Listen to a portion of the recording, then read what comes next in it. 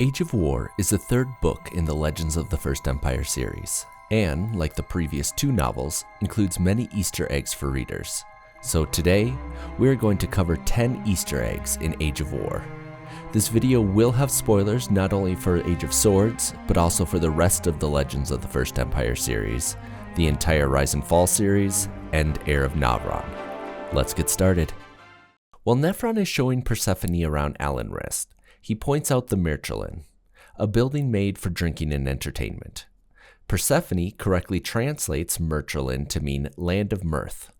Hundreds of years later, in the human and Instaria capital of Persepolis, we see that not only do they continue to have a Mirchalin hall, but they also have the Mirchalin garden.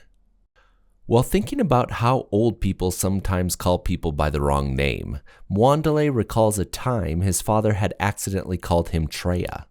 Mwandale thinks this is a terrible mistake as Treya is just his servant, but it is a very early hint that Treya is actually Mwandale's mother, which, of course, Lothian knows. In Heir of Novron, we got an iconic line when ancient Mwandale states that the art belongs to his family. "How is magic yours?" Royce asked. "Inheritance. My family invented the art, so it is mine." That line can be traced back 3,000 years to Age of War, when Lothian tells his son that their family, aka Pheneleus, invented the art, and therefore the art is theirs. Although the Rulin runes and Gula runes are both human tribes, the Rulin runes often think of the Gulas as savages, as seen when Persephone calls them a wild and vicious people, and little more than a pack of rabid animals. When the Legend series first came out, this seemed to be based on how their society centered around war. But with the Rise and Fall series, we learned about Barapathin and Maleva, and how people near the fortress are corrupted, such as the 4th Legion in Fairlane and Esarhaddon. This means that the Gula may not be to blame for their savage nature as much as once thought.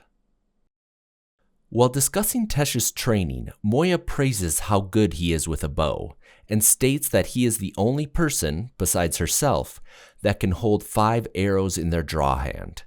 We see this exact thing 800 years later, long after Moya has died, from her daughter Zephyrin. While defending the city of Persepolis, Zephyrin loads 5 arrows in her draw hand, the way her mother had always done. While traveling to Alanrist, Mwandale is being taught lessons in the art by Kel Jared. The Kel talks about the Torsonic chant and the Plesiantic phrase, which means these are known skills by Frey artists. 2,000 years later, in Esarhaddon, we see Esarhaddon learning about these exact same skills from the human artists in Persepolis. Since they use the exact same terms, the only way this would have been possible is if Arian had taught them to Suri before she died, who then taught them to the Dibban monks, who then passed them to the Censars after Fairlane. In Esarhaddon, we learn that the number 7 is of extreme importance in Elan, being seen in many places during the formation of life on Elan, as well as during critical moments in Elan's timeline. During the Battle of Granford, after Suri destroys the bridge at Alanrist, the remaining 7 Frey Muraleith create 7 magical bridges for their troops to cross over.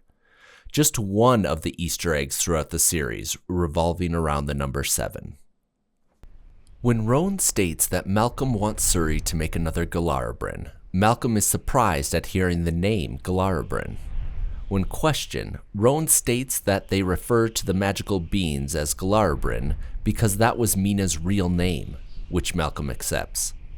This is our first hint that Mina, aka Galarabrin, is much more than we previously thought. So much so that Malcolm, aka the Aesira Turin, recognizes the name. Continuing with Malcolm, Wraith realizes that Malcolm is much more than a mere human. He asks Malcolm who he really is, to which Malcolm replies that Wraith wouldn't understand even if he tried to explain.